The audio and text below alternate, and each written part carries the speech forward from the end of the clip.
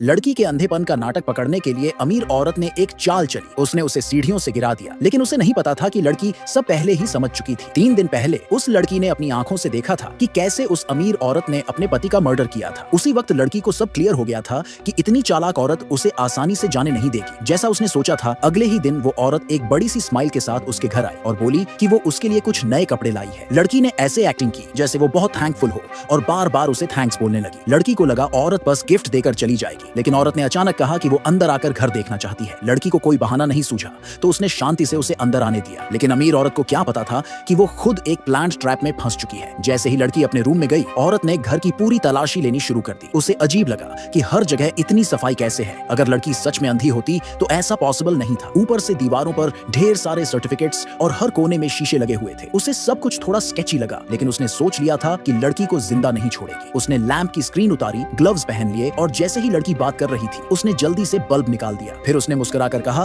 कि उसके पास एक और छोटा गिफ्ट है। वो लड़की को लैंप की तरफ ले जाने लगी, लेकिन तभी लड़की एकदम से उठी और बोली, ओह, मैं तो आपको पानी सर्व करना ही भूल गई। लड़की की सडन रिएक्शन ने उस अमीर औरत को और भी ज्यादा डाउट में डाल दिया। अब उसे ऑलमोस्ट यकीन हो गया था कि लड़की अंधी होने का ड्रामा कर रही है। किचन में लड़की ने कैबिनेट खोला ताकि चाय निकाल सके। तभी एक डरावना सा चेहरा उसके सामने आ गया। ये आदमी उस औरत ने बुलाया था ये चेक करने के लिए कि लड़की सच में अंधी है या नहीं। अंदर से लड़की बहुत डर गई थी, लेकिन उसने अपने एक्सप्रेशंस पर कंट्रोल रखा। वो चाय लेकर हॉल में वापस आई और साफ साफ देखा कि कैसे उस औरत ने चुपचाप चाय में पॉइजन मिला दिया। फिर उसी कप को लड़की को ऑफर किया। तभी लड़की को समझ आ गया कि अब और झूठ नहीं चल पाएगा। उसने खुद मान लिया कि वो अंधी नहीं है। वो आदमी जो वहीं था तुरंत एक चाकू निकालकर धीरे धीरे उसकी तरफ बढ़ने लगा, लेकिन उससे पहले उसने क्यूरियस होकर पूछा, तुमने इतना टाइम तक ये फेक ड्रामा क्यों किया? लड़की ने जल्दी से जवाब दिया कि उसने ये सब सिर्फ इसलिए किया ताकि उसे नौकरी मिल सके। उसने कहा कि मसाज वाली जॉब में अगर वो अंधी न दिखती तो कोई उसे हायर नहीं करता। आदमी को उसका जवाब फेक लगा। उसने पूछा, इतने टाइम तक तुम ऐसा एक्ट कैसे कर सकती हो? तब लड़की ने बहाना बदल दिया, बोली कि उसे इससे फायदा होता था, जैसे उसे ट्रैवल का खर्चा नहीं पड़ता, रेंट में भी मदद मिलती थी। जब मर्डर वाली बात आई तो लड़की बोली कि वो बस एक कोइंसिडेंस था। तब अमीर औरत ने उसे ठंडी नजरों से देखा और पूछा, फिर उस दिन तू क्यों बार बार रुकने की जिद कर रही थी जब मैंने तुझे निकाल दिया था? लड़की ने कहा